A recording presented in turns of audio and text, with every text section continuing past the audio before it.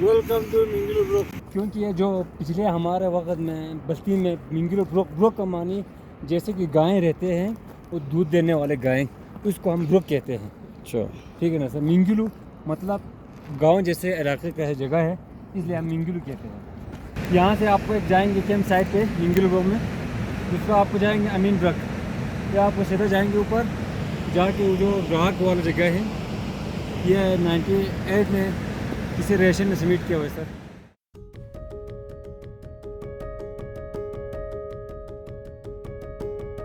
ہم کیٹو سے چین کی طرف 3600 میٹر کی بلندی پر واقع ہوشے نامی پاکستان کے آخری گاؤں میں موجود ہیں. صبح 7 بجے کا وقت ہے اور اس وقت ہوشے کی ٹھنڈک اور خوبصورتی کا اندازہ اپنے گیسٹ ہاؤس سے نکل کر ریفیوجیو ہوٹل کی طرف پیدل چل کر ہی ہو سکتا ہے. یہاں کی گلیاں، یہاں کے گھر بہت پرکشش ہیں. یہاں لکڑی کی بنی ہوئی ایک بہت پرانی اور خوبصورت مسجد ہے.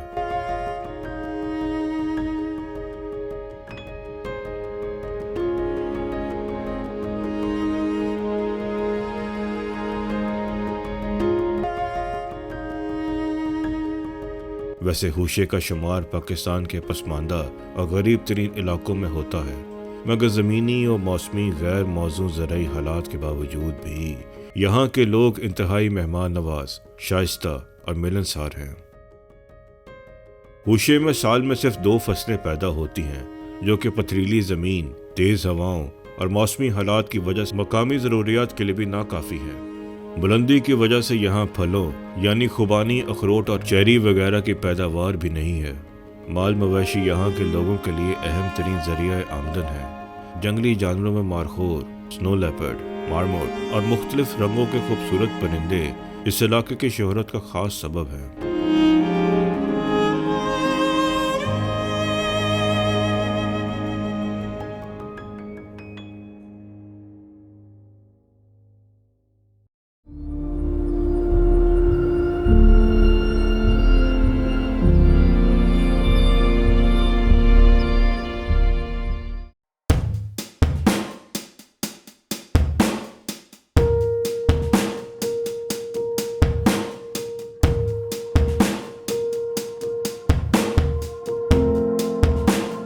مگر ہوشے کی اعلیٰ درجہ شہرت کا اصل سبب یہاں کے بہادر پورٹرز اور کوہ پیما ہیں، جن میں معروف کوہ پیما لٹل کریم کا نام بھی شامل ہے.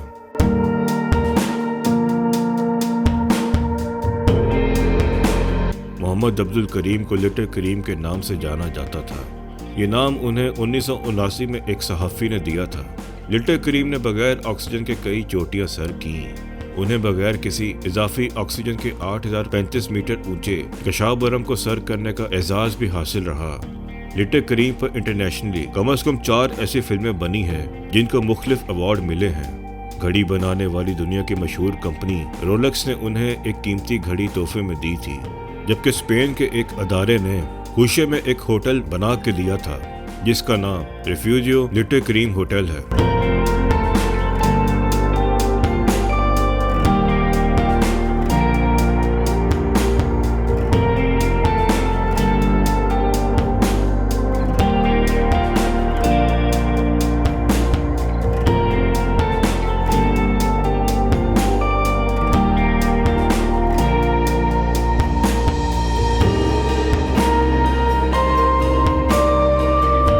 ہوٹل پہنچ کر ہم نے ناشتہ کیا اور کچھ وقت لان میں بیٹھے چوٹی مشابرم کے حیرت انگیز نظاروں سے لطف اندوز ہو کر واپس اپنے گیسٹ ہاؤس آ گئے.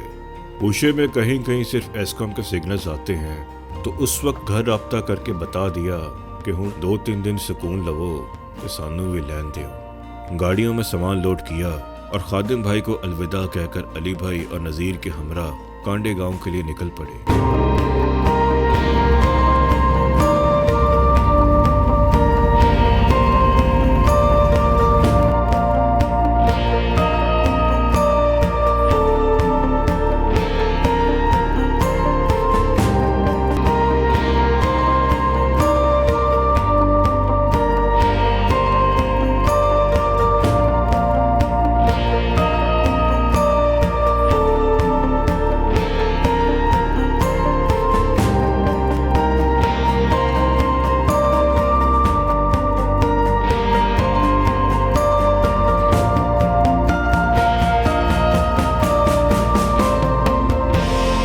होशे से कांडे का सफर 30 मिनट का है और दिन की रोशनी में ये सफर अब दिखाता हूँ कि रात के वक्त हम कहां से गुजर गए हैं।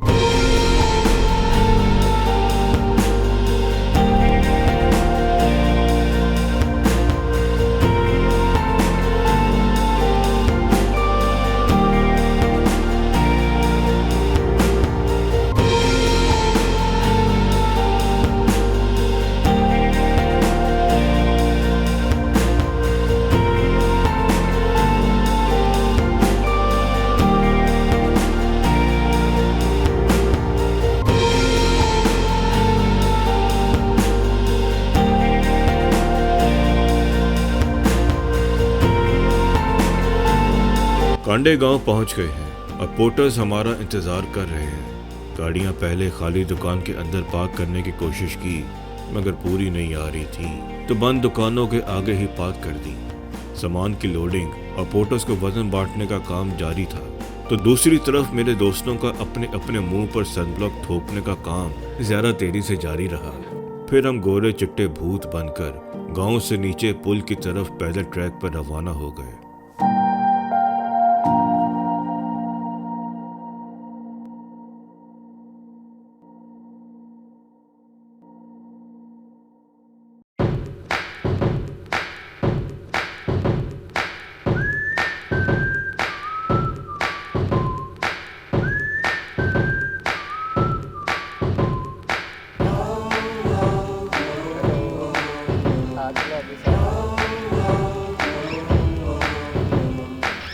नगमा वैली का ट्रैक शुरू हुआ और रोड से नीचे उतर कर पहला मंजर ही इस ट्रैक की टफनेस का अंदाज़ा दे रहा है। हमारे सामने एक काफ़ी लंबा और ख़तरनाक लकड़ी का पुल है जिसको पार करके नगमा वैली ट्रैक की शुरुआत होनी है। पुल के नीचे बहुत तेज़ दरियाए होशे बह रहा है जिसकी तरफ अगर थोड़ा गौर से देख लिया तो पुल पार करना मुश्किल हो जाएगा।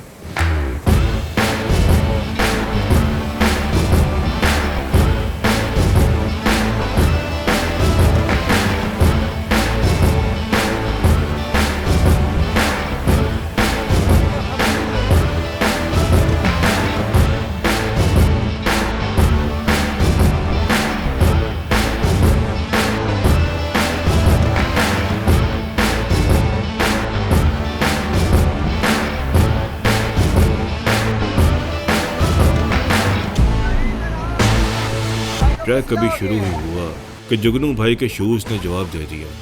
पुल क्रॉस करके थोड़ा आगे रुके तो एक पोर्टर मेरा बैग लिए गुजर रहा था जिसमें मेरी सैंडल थी। वही जुगनू भाई को देखकर उनका सफर आसान बना दिया।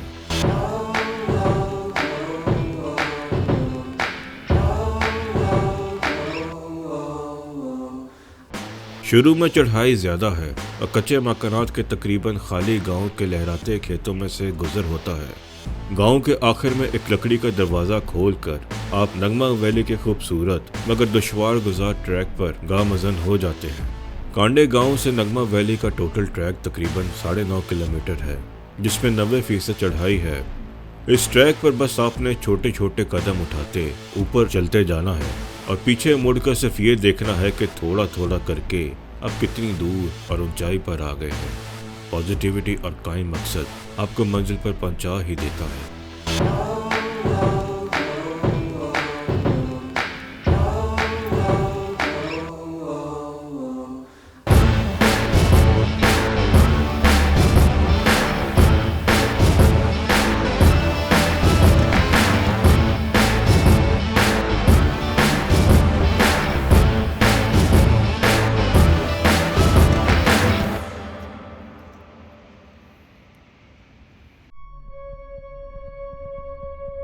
हमारी आज की मंजिल 3500 मीटर बुलंद मिंगलू ब्रोक है जो कि खूबसूरत घने दरख्तों और मेडों में कैंप साइट है और कांडे से 6.5 किलोमीटर के पैदल सफर पर मौजूद है।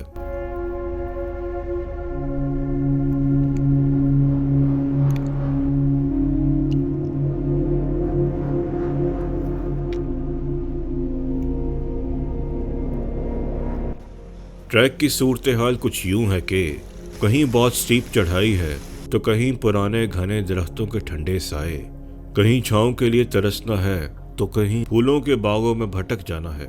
कभी तेज नालों पर बने छोटे कच्चे लकड़ी के पुल पार करने हैं तो कभी सिर्फ बड़े बड़े पत्थरों पर से चढ़ते जाना है।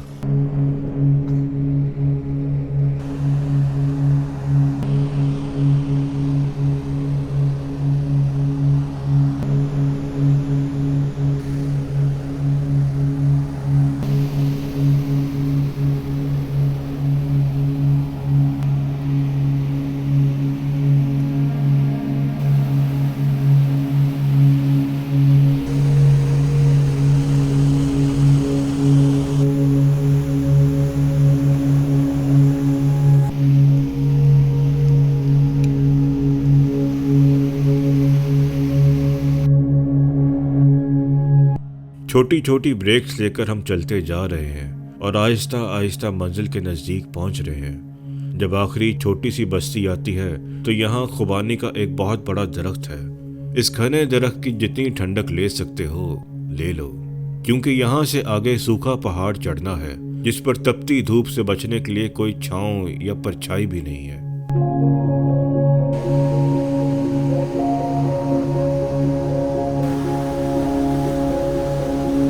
इस चढ़ाई पर कुछ पॉइंट ऐसे भी आते हैं जहां गहरी खाई के साथ ट्रैक पर एक पांव रखने की जगह ही होती है और दिल में ख्याल जरूर आएगा कि वड़ गए भाई, मैं कित्थे आ गया।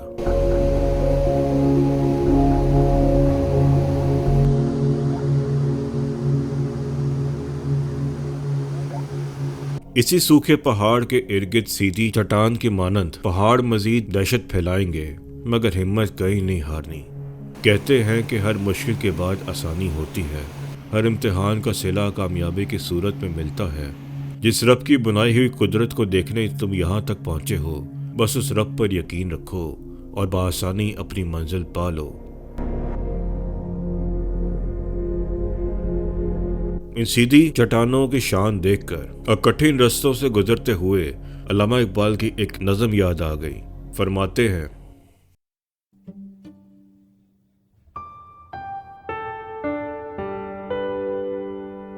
कोई पहाड़ ये कहता था एक गुलहरी से, तुझे हो शर्म तो पानी में जाके डूब मरे, जरा सी चीज है इस पर गरूर क्या कहना, ये अक्ल और ये समझ ये शऊर क्या कहना।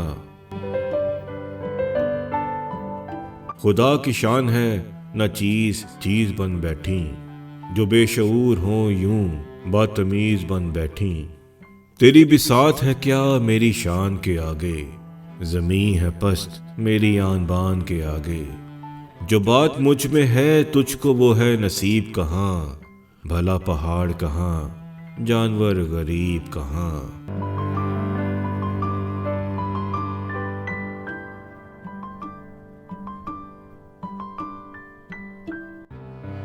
कहा ये सुन के गुलहरी ने मुंह संभाल जरा, ये कच्ची बातें हैं दिल से इन्हें निकाल जरा। जो मैं बड़ी नहीं तेरी तरह तो क्या परवाह, नहीं है तू भी तो आखिर मेरी तरह छोटा। हर एक चीज से पैदा खुदा की कुदरत है, कोई बड़ा कोई छोटा ये उसकी हिकमत है। बड़ा जहान में तुझको बना दिया उसने, मुझे दरख्त पे चढ़ना सिखा दिया उसने। कदम उठाने की ताकत नहीं जरा तुझ में, निरी बड़ाई है खूबी है और क्या तुझ में। जो तू बड़ा है तो मुझसा हुनर दिखा मुझको, ये छालिया ही जरा तोड़ कर दिखा मुझको।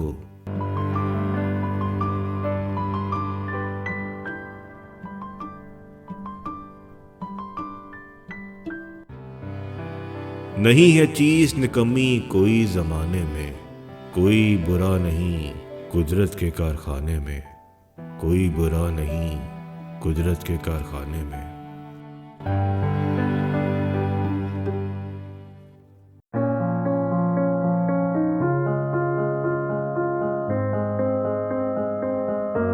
खुदा की शान और कुदरत की जुस्तजू में ही आखिरकार हम बारी बारी मिगलू ब्रोक पहुंच गए। हमारा कैंप सेटअप बड़ा था जो दूर ही से दिखाई दे रहा था।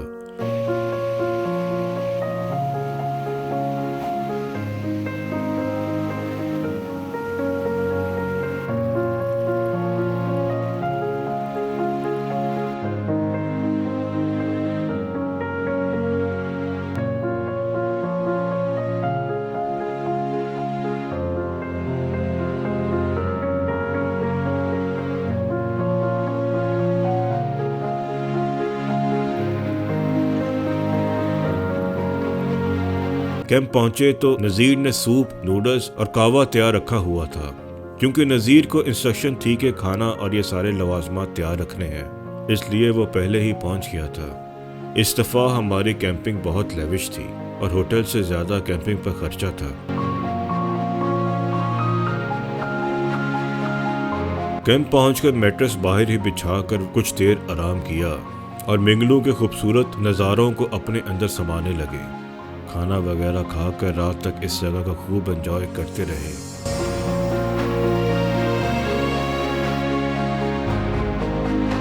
ऐसी गुमनाम जगह पर रात की तारीख नहीं, दरअसल सितारों भरे फलक तले जहन और दिलों के चिराग तबोताब कर देती है।